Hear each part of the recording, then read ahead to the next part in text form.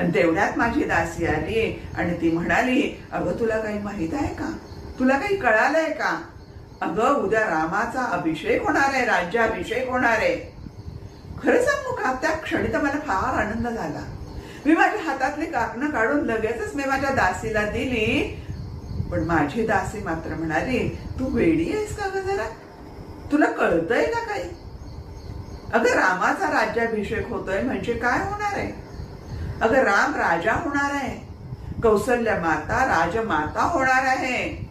आजपर्यंत तू काय तिला थोडं पाण्यात पाहिलंय का, मग ती तुझ्यावरती त्याचा त्रास देणारच ना,